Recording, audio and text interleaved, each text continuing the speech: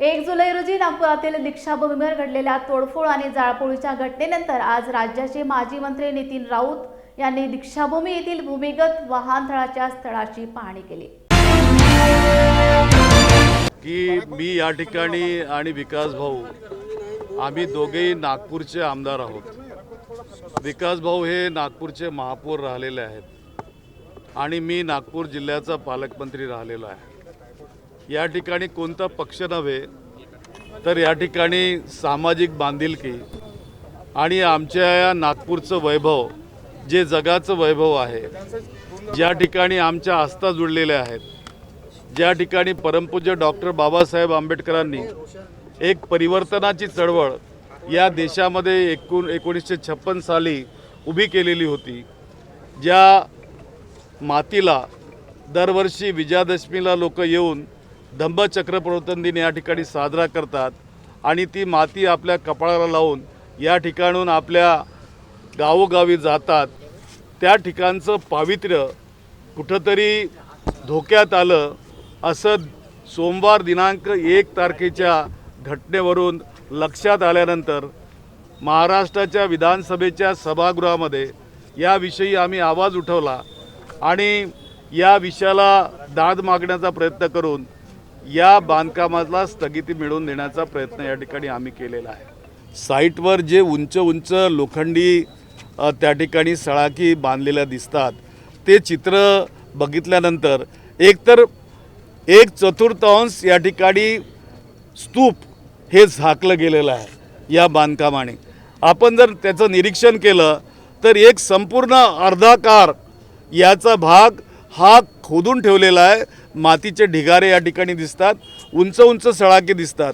यावरून असं दिसते की जी बिल्डिंग किंवा जी वास्तू या ठिकाणी त्यांना बांधायची होती ती वास्तू या स्तूपाला झाकणारी वास्तू होती काय, ही शंका पहिल्यांदा निर्माण झाली।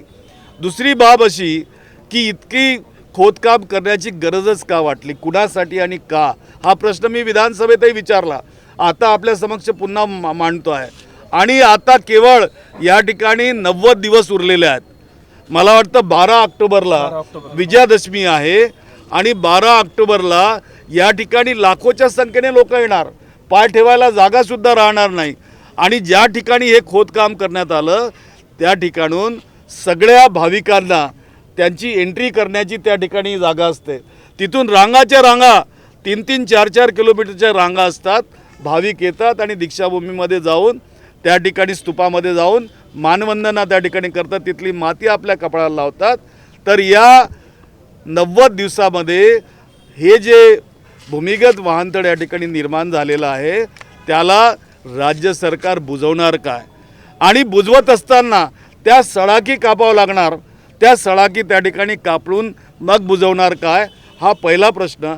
दुसरा प्रश्न की बुजवताना त्या ठिकाणी मुरुम माती वगैरे ते टाकतील, ते टाकत असताना पावसाळ्याचे दिवस आहेत, ती माती पुन्हा बसेल आणि ते खालचे पुन्हा मनोरे जे त्यांनी बांधले आहेत ते वरती येतील। एखादी दुखापत झाला, ॲक्सिडेंट झाला तर त्या संबंधाची काळजीसुद्धा राज्य सरकार या ठिकाणी घेणार की नाही, ही सुद्धा चिंता मला वाटते।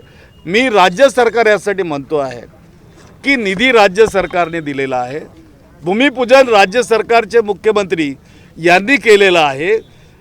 त्यांनी या ठिकाणच्या विकासाच्या संबंधीचा जो आराखडा होता त्याचं त्या ठिकाणी अवलोकन केलं होतं की नाही, याची शंका मला वाटते। दुसरं असं की आम्ही लोकप्रतिनिधी आहोत दोघंही, आम्हाला जर माहिती नसेल की या ठिकाणी काय बांधकाम होतं तर सामान्य जणांना काय वाटतंय। पवित्र तीर्थस्थळांचं डेव्हलपमेंट होत असेल, राज्य शासन ज्याला निधी देत असेल, तर मला वाटते की अशा ठिकाणी जर कोणाच्या भावना जोडलेल्या आहे अशा लोकांशी पहिले चर्चा करून निर्णय व्हायला पाहिजे।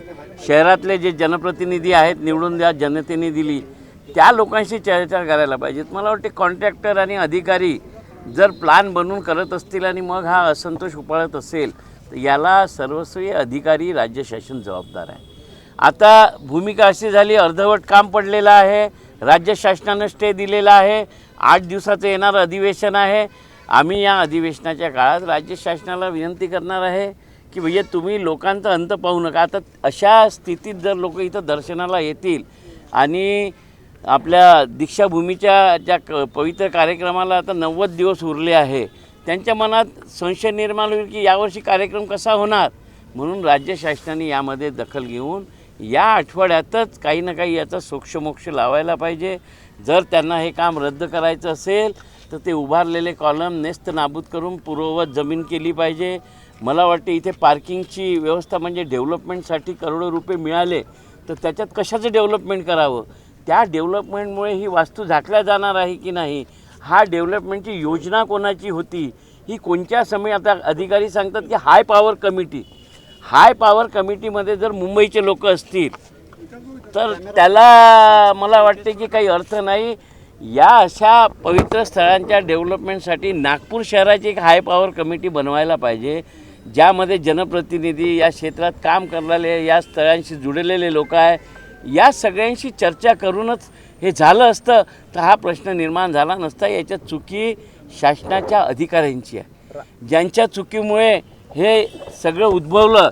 आता याच्यावर राज्य शासन काय करणार आहे हाही मोठा प्रयत्न. हेच नाही तर आपण नागपूर शहरात अनेक ठिकाणी पहा 200 करोड 300 करोड मिळून झाले, परंतु त्याचा काहीच फायदा होत नाही. आपण फुटाळा तलावाचं पाहिलं असेल की तिथे 200-300 करोड रुपये खर्च झाले, त्याचा काही फायदा झाला. मग इथे अजून 200 करोड खर्च होऊन झाले. तर एवढा राज्य शासनाचा निधी सत्तेत असलेल्या कोण्याही एका पक्षाचा नाही, हा राज्याचा आहे. आणि म्हणून राज्याचा, जनतेचा हा निधी खर्च होत असताना जनतेच्या भावना, जनप्रतिनिधींच्या भावना या लक्षात घेऊनच प्लॅनिंग झालं पाहिजे. आणि येणाऱ्या अधिवेशनात राऊतसाहेब आम्ही दोघेही सभागृहात आहे, याबद्दल शासनाला जाब विचारू आणि इथे काय करायचं आहे त्याचा निर्णय या आठवड्यात झालं पाहिजे अशी मागणी सुद्धा. राज्य शासनाचं म्हणणं आहे की त्यांनी फक्त निधी दिला आणि हा निर्णय स्मारक समितीनं घेतलेला आहे. निधी नाही, हे याचा प्लॅन बनवणारा आर्किटेक्ट हा राज्य शासनाचा होता, स्मारक समितीचा नव्हता. म्हणून मला असं वाटतं की हे सर्व करत असताना आता इथे गाड्यांची पार्किंग करायला एरवी जागा होती आणि दीक्षाभूमीच्या दिवशी लाखो गाड्या येतात, त्या पार्किंगमध्ये जाणार नव्हत्या. मग मला वाटतं की हेच पैसे दुसऱ्या कोणत्या चांगल्या कामावर इथेच लावले असते, त्याचा फायदा झाला. 22 कोटी आता खर्च झाले त्याच्यात. 22 कोटी खर्च झाले. हे पैसे कोणाकडून घेणार. मला वाटतं हे अधिकाऱ्यांकडून वसूल केले पाहिजे, ज्यांनी हा प्लॅन बनवला, ज्यांच्यामुळे हे निर्माण झालं. आणि याबद्दल आम्ही सभागृहात बोलू.